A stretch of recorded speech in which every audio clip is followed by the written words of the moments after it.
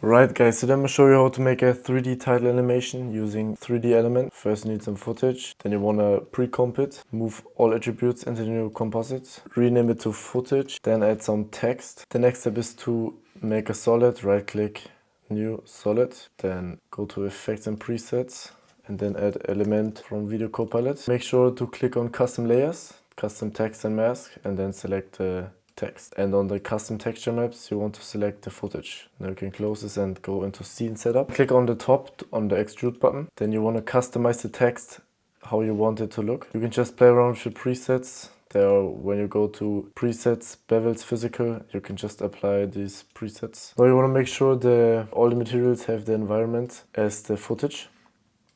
Then you can press OK. Go to the end and then play with the rotations and with the scale so it looks good. In my opinion, it looks better if it's not perfect. Keyframe everything. So basically what I did now is animate the displays and animate the size. This is basically what the displays does. It builds it up, and then I also animated the size. Keyframe everything. Then press U to reveal only the keyframe properties. To apply some easing, just select all the keyframes, go to the top, to the flow plugin. It's from escripts.com. Here I used all my presets, which can be found in the description on my website. Try out some easings. I will try the smooth L easing. Apply an adjustment layer at the bottom, and then just click on one keyframe, then see where the top is. Make a marker there. Go on effects and presets, then apply the fast box blur, and then keyframe the blur radius. Go to the beginning at 0. You just have to play around and see what looks good. I will go with 12, and then also the iterations to 6 to get a high quality blur. So we'll just make the same duration and also apply the same easing as the keyframes, the smooth L easing. Apply the effect 3 tone, change the midtones to red, and then blend with original, set to 30.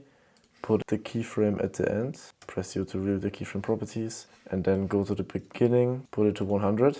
Also apply the same easing. Now go on the element 3D layer, then apply a drop shadow, turn it up to 100, the distance to 0, and the softness to 250. So you get a nice shadow on the text. Add an adjustment layer, use the effect S_flicker, and then keyframe the opacity, and then turn it up to 100 and here to 0. So the effect will come when the text also comes. Also get yourself some film grain. I have some film grain on my website, but you can use any film grain you want. Apply it at the top.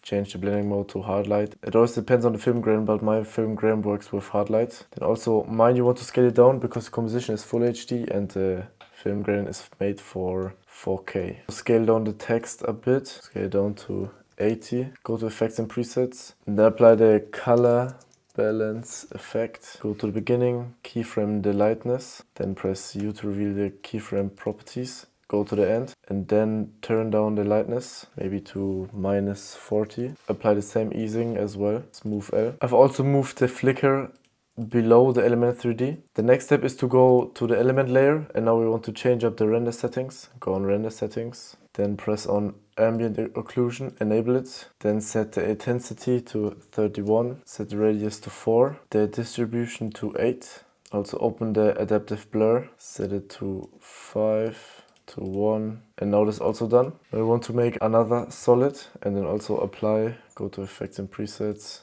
and add element. Just go on the internet and search free gun model, then get yourself some OBJs and then try it out. I already have one, so I'll just import it. Then select all the materials, also click auto normals, click on normalize size, and then I just apply some materials. I will apply the plastic matte, press OK. Just animate it like the same as we did before. Keyframe the size, the rotations, then click U to reveal the keyframe properties to the end.